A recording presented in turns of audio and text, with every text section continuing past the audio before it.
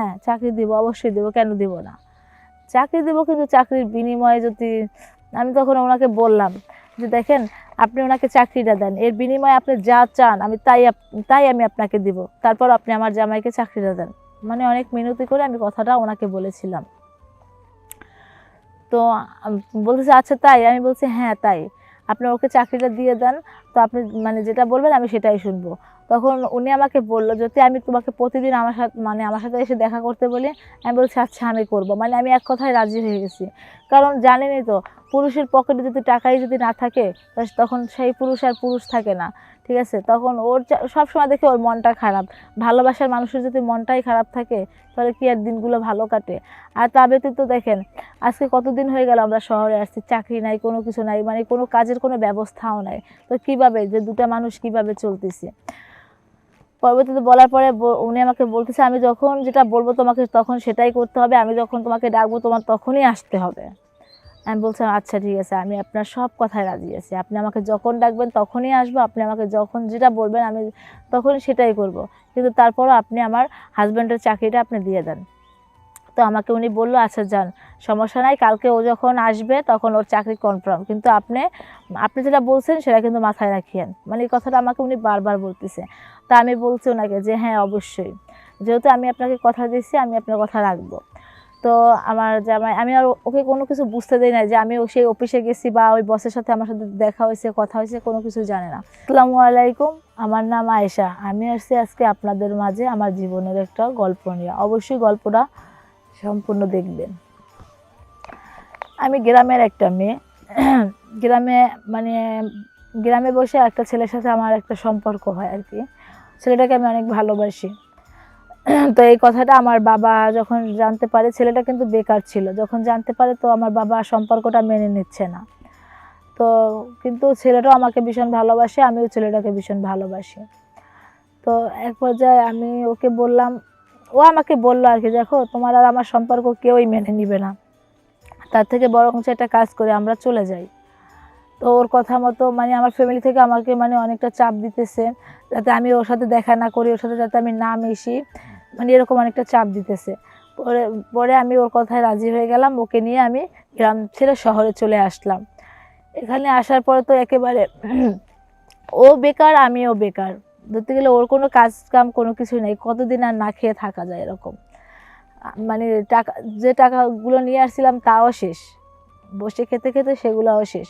তো এক জায়গায় মানে চাকরির জন্য একটা অ্যাপ্লিকেশন করলো, মানে চাকরি হবে হবে, মানে প্রতিদিনই যাচ্ছে বলে আজকে মানে কালকে আসো, পরের দিন আসো, এরকম করতে করতে মানে হবে হবে করেও আর হচ্ছে না।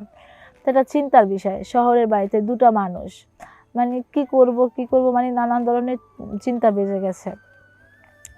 তো আমি একদিন ওকে বললাম কি যে আমি একটা কাজ করি, তোমাকে প্রতিদিনই তো তুমি ওই অফিসের সামনে যাও, প্রতিদিন তোমাকে বলে কালকে আসবেন, নয়তো পরশু দিনে আসবেন, এরকম করে বলে। তার একটা কাজ করি, তোমার যে স্যার আমি ওনার সাথে একটু কথা বলি। তো আমাকে নিষেধ করছে যে দরকার নাই, বাদ দাও, যদি আল্লাহ ভাগ্যে যা লেখছে তাই হবে। তো আমাকে বললাম যে ঠিক আছে আল্লাহ ভাগ্যে যা লেখছে তা হবে, কিন্তু নিজেরও তো কিছু একটা চেষ্টা করতে হবে। তো বলার পরে ও যখন নিষেধ করছে আমি কিন্তু ওকে মানে ও নিষেধ করার পরে কিন্তু আমি আর যাই নাই। তো পরের দিনও সেম কাহিনী, ও গেল, তো আমি ওকে জিজ্ঞাসা করলাম কি ব্যাপার, তোমার চাকরিটা কি তোমার হলো? পরেও আমাকে আবারও কথা দিচ্ছে যে ও আবারও ডেট দিতেছে। তো আমি সেদিনকে আর ওকে না বলেই আমি ওর সেই স্যারের অফিসে মানে চলে গেলাম। তো স্যারের জন্য অনেকক্ষণ বসেছিলাম, বসে থাকার পরে দেখতেছি উনি আসলো, ওনাকে সালাম, মানে উনি যখন এসে ঢুকলো তো পরে আমি সিকিউরিটি যে ওনাকে বলতেছি যে আমি একটু স্যারের সাথে দেখা করতে চাই। তো সিকিউরিটি আবার আমাকে উনি স্যারের কাছে দেখা করার জন্য স্যারের রুমে নিয়ে গেল। নিয়ে যাওয়ার পরে আমি পরিচয় দিচ্ছি, পরিচয় দেওয়ার পরে উনি আমাকে চিনতে পারার পরে আমি বলতেছি ওনাকে যে দেখেন মানে আজকে মানে প্রায় মাস হয়ে যাচ্ছে একটা চাকরির জন্য আমার হাজব্যান্ড আপনার কাছে আসে আর যায়, মানে আপনি প্রতিনিয়ত শুধু ডেটই দিচ্ছেন কিন্তু চাকরিটা আর দিচ্ছেন না। আর দেখেন আমরা শহরে নতুন বিয়ে করে শহরে চলে আসছি আপনার এই চাকরির আশায়, বা আমরা এখন কোনো কাজ কামও পাচ্ছি না, দেখেন দয়া করে চাকরিটা আপনি ওকে দিয়ে দেন। তো ওনাকে বলার পরে উনি আমাকে বলল যে হ্যাঁ চাকরি দিব, অবশ্যই দেবো, কেন দিব না, চাকরি দিব, কিন্তু চাকরির বিনিময়ে যদি, আমি তখন ওনাকে বললাম যে দেখেন আপনি ওনাকে চাকরিটা দেন, এর বিনিময়ে আপনি যা চান আমি তাই আমি আপনাকে দিব, তারপর আপনি আমার জামাইকে চাকরিটা দেন। মানে অনেক মিনতি করে আমি কথাটা ওনাকে বলেছিলাম। তো বলতেছে আচ্ছা তাই, আমি বলছি হ্যাঁ তাই, আপনি ওকে চাকরিটা দিয়ে দেন, তো আপনি মানে যেটা বলবেন আমি সেটাই শুনবো। তখন উনি আমাকে বলল, যদি আমি তোমাকে প্রতিদিন আমার সাথে এসে দেখা করতে বলি, আমি বলছি আচ্ছা আমি করব। মানে আমি এক কথায় রাজি হয়ে গেছি। কারণ জানেনই তো, পুরুষের পকেটে যদি টাকাই যদি না থাকে, তখন সেই পুরুষ আর পুরুষ থাকে না। ঠিক আছে, তখন ওর সবসময় দেখে ওর মনটা খারাপ। ভালোবাসার মানুষের যদি মনটাই খারাপ থাকে, তাহলে কি আর দিনগুলো ভালো কাটে? আর তা ব্যতীত দেখেন, আজকে কতদিন হয়ে গেল আমরা শহরে আসছি, চাকরি নাই, কোনো কিছু নাই, মানে কোনো কাজের কোনো ব্যবস্থাও নাই। তো কিভাবে যে দুটা মানুষ কিভাবে চলতেছে? পরবর্তীতে বলার পরে উনি আমাকে বলতেছে, আমি যখন যেটা বলবো তোমাকে তখন সেটাই করতে হবে, আমি যখন তোমাকে ডাকবো তোমার তখনই আসতে হবে। আমি বলছিলাম আচ্ছা ঠিক আছে, আমি আপনার সব কথায় রাজি আছি, আপনি আমাকে যখন ডাকবেন তখনই আসবো, আপনি আমাকে যখন যেটা বলবেন আমি তখনই সেটাই করব, কিন্তু তারপরও আপনি আমার হাজব্যান্ডের চাকরিটা আপনি দিয়ে দেন। তো আমাকে উনি বললো আচ্ছা যান, সমস্যা নাই, কালকে ও যখন আসবে তখন ওর চাকরি কনফার্ম, কিন্তু আপনি আপনি যেটা বলছেন সেটা কিন্তু মাথায় রাখিয়েন। মানে এই কথাটা আমাকে উনি বারবার বলতেছে। তা আমি বলছি ওনাকে যে হ্যাঁ অবশ্যই, যেহেতু আমি আপনাকে কথা দিয়েছি আমি আপনার কথা রাখবো।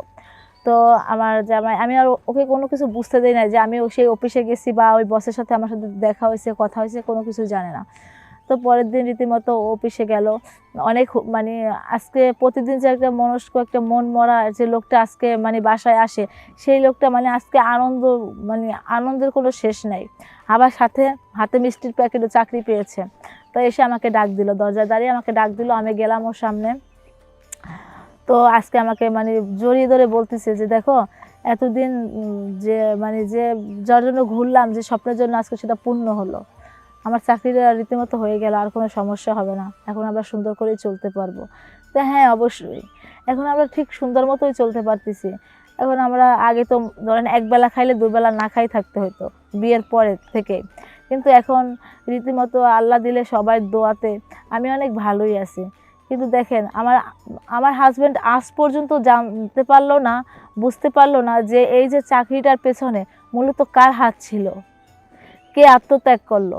কিন্তু ও তো ঠিকই চাকরিটা করতেছে, ঠিকই টাকা ইনকাম করতেছে, কিন্তু আমি যে একটা নারী হয়ে কত বড় একটা আত্মত্যাগ করলাম ওর জন্য, কিন্তু আজ পর্যন্ত ও জানতে পারলো না। তা আপনারা অবশ্যই আমাকে বলবেন বা জানাবেন যে আমি যেটা করলাম বা যেটা করছি আমি আমার জামাইয়ের জন্য, আমি কি ভুল করছি, খারাপ কিছু করছি? অবশ্যই আপনারা জানাবেন কমেন্ট করে, অবশ্যই বলবেন, যদি ভুল কিছু করে থাকি সেটাও বলবেন। তা যাই হোক, আপনারা আমার পাশে থাকবেন সবসময়ের জন্য। দোয়া করি, আপনারা আমার জন্য দোয়া করবেন। আর সবাই ভালো থাকবেন। ধন্যবাদ।